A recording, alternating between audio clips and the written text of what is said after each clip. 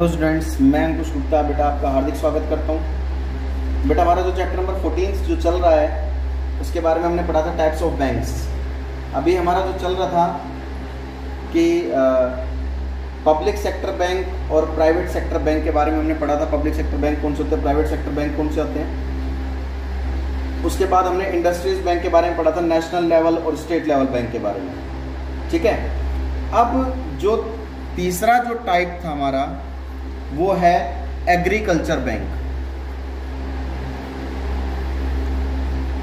Agriculture bank, देखिए बेटा ये बैंक वो बैंक होता है जो एग्रीकल्चर पर्पस से खोले गए हैं। ये बैंक किस पर्पस से खोले गए हैं? एग्रीकल्चर पर्पस से। यानी कि जो किसान लोग हैं, जो गरीब जो किसान हैं, जो फार्मर्स हैं, उनके पास अगर पैसा नहीं है खेती बाड़ी करने के लिए, अगर उनके पास पैसा नहीं है खेती बाड़ी करने के लिए, ज़मीन पर खेती करने के लिए, अच्छे बीज को खरीदने के लिए, अच्छे फर्टिलाइज़र्स को यूज़ करने के लिए उनके पास अगर पैसा नहीं है और वो खेती करना चाहते हैं तो बेटा और उनके लिए एग्रीकल्चर बैंक खोला गया है। इस बैंक का काम क्या होता है? ये किसानों को कम रेट ऑफ इंटरेस्ट पर, लो रेट ऑफ इंटरेस्ट पर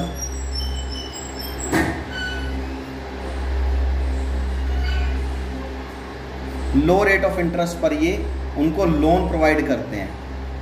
लोन प्रोवाइड करते हैं किनको? To farmers. किसानों को कम रेट ऑफ इंटरेस्ट पर ये लोन प्रोवाइड करते हैं। किसानों को कम रेट ऑफ इंटरेस्ट पर लोन प्रोवाइड करते हैं ताकि वो भाई खेती कर सके अच्छे से, ठीक है, और अच्छे किस्म के बीज का यूज़ कर सके, ठीक है, अच्छे फर्टिलाइज़र्स को यूज़ कर सके। क्योंकि आप लोगों को सभी को पता है हमारा जो भारत देश है वो मतलब एग्रीकल्चर पर, खेती बाड़ी पर डिपेंड है। और हमारे इंडिया में 70 to 75% लोग एग्रीकल्चर पर डिपेंड है, खेती बाड़ी पर डिपेंड है, क्योंकि सबसे ज़्यादा खेती हमारे इंडिया में होती है, एग्रीकल्चर। तो ये एग्रीकल्चर बैंक उन्हीं के लिए खोला गया बेटा, कि किन के लिए खोला गया है? जो लोग क्या करना चाहते हैं, जो लोग कहने का मतलब क्या है, एग्रीकल्चर करना चाहते हैं, खेती बाड़ी करना चाहते हैं, लेकिन उनके पास पैसा नहीं है, तो वो ये बैंक उनके लिए खोला गया है। और ये बैंक उनको कम रेट ऑफ इंटरेस्ट पर क्या देगा बेटा? लोन प्रोवाइड करता है। इसके अंदर हमारे पास एग्रीकल्चर बैंक के अंदर बेटा दो तरह के बैंक आते हैं। इसके अंदर बेटा हमारे पास दो तरह के बैंक आते हैं। जो पहला बैंक आता है वो आता है कोऑपरेटिव बैंक्स।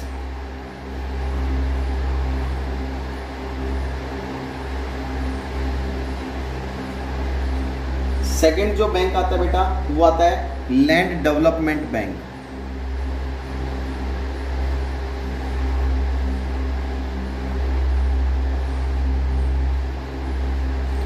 एग्रीकल्चर के अंदर, एग्रीकल्चर बैंक के अंदर हमारे पास बेटा दो तरह के बैंक आते हैं।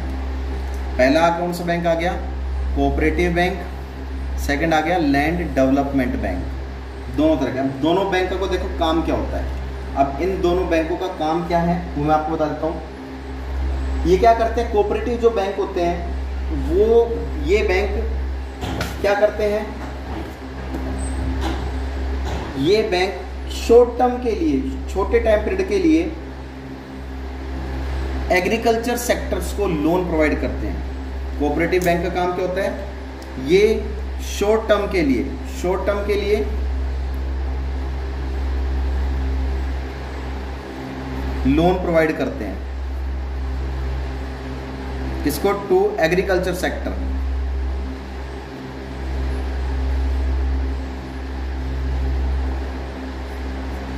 आपके पास खुद की जमीन है, आप खेती बाड़ी करना चाहते हैं, तो ये बैंक क्या करेगा?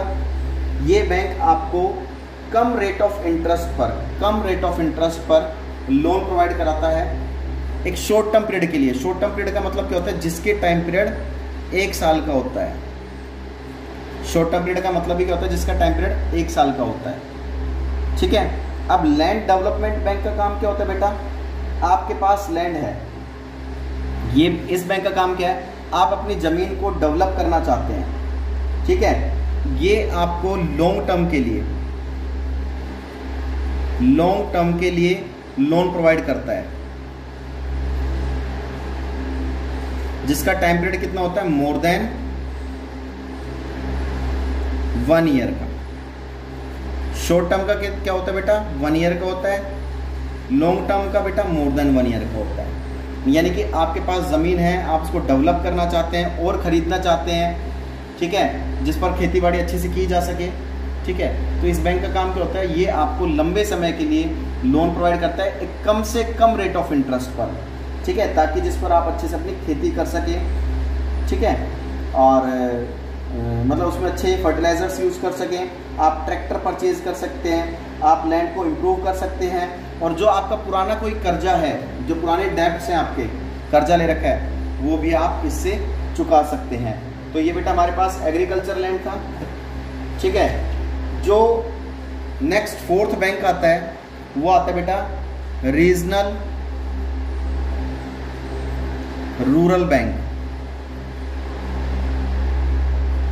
ये 4th बैंक है, रीजनल रूरल बैंक। देखिए रीजनल रूरल बैंक का काम क्या होता है, जो भी बेटा जो ग्रामीण क्षेत्र है, गांव के इलाके हैं, जो गांव के जो पिछड़े इलाके हैं, ठीक है, जो रूरल एरियाज है, रूरल एरियाज मतलब एरिया, जो रूरल एरिया गांव के जो इलाके हैं, गांव के इलाके, ठीक है। ये कुछ गांव ऐसे होते हैं बेटा जो डेवलप नहीं होते हैं, जहां पर ना तो प्रॉपर सड़क है, ना पानी की सुविधा है, ना बिजली की सुविधा है, ना नदी की सुविधा है, ठीक है, ना घरों की सुविधा है। तो इन बैंक का काम क्या होता है, रीजनल रूरल बैंक। ये जो पिछड़े गांव हैं जहां पर कुछ भी सुविधा नहीं है, ये बैंक क्या करता है, उस गांव को, पिछड़े इलाकों को डेवलप करने के लिए ये बैंक उनको लोन प्रोवाइड करता है, वहाँ के लोगों को लोन प्रोवाइड करता है। And this bank were establish, ये जो बैंक एस्टैब्लिश हुआ था 1975 में बेटा, इसको बनाया गया था, इस बैंक को एस्टैब्लिश किया गया था, किसके लिए, कि रूरल एरियाज़ की फैसिलिटी, रूरल एरियाज़ जो पिछड़े इलाके, गाँव के इलाके, उनमें फैसिलिटीज़ प्रोवाइड की जा सके, ठीक है। तो कहने का मतलब क्या है बेटा, ये इसमें जो their total capital of 50% is central government या सेंट्रल बैंक 50, देखो इसमें टोटल जो 50% जो पैसा देगा वो बेटा सेंट्रल गवर्नमेंट होती है, सेंट्रल गवर्नमेंट देती है 50% पैसा।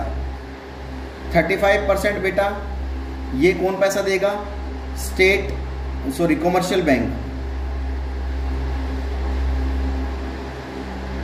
जो प्राइवेट बैंक होते हैं। यहाँ ये 50% गवर्नमेंट बैंक देगी, 35% इसमें पैसा कौन देता है, कमर्शियल बैंक, जो प्राइवेट बैंक होते हैं, और 15% कौन देती है बेटा, स्टेट गवर्नमेंट। टोटल मिला के कितना हो गया बेटा, 100% अमाउंट। कहने का मतलब समझ में आ गया होगा। तो रीजनल रूरल बैंक क्या है, पिछड़े गांव को डेवलप करने के लिए, इलाके को भाई जो पिछड़ा इलाका है उसको डेवलप करने के लिए बैंक लोन देता है, जिसमें 50% हिस्सा किसका होता है, सेंट्रल गवर्नमेंट का होता है, 15% स्टेट गवर्नमेंट का होता है, और 35% हिस्सा कमर्शियल बैंक, जो भी हमारे पास प्राइवेट बैंक है, जैसे ICICI, HDFC, एक्सिस बैंक,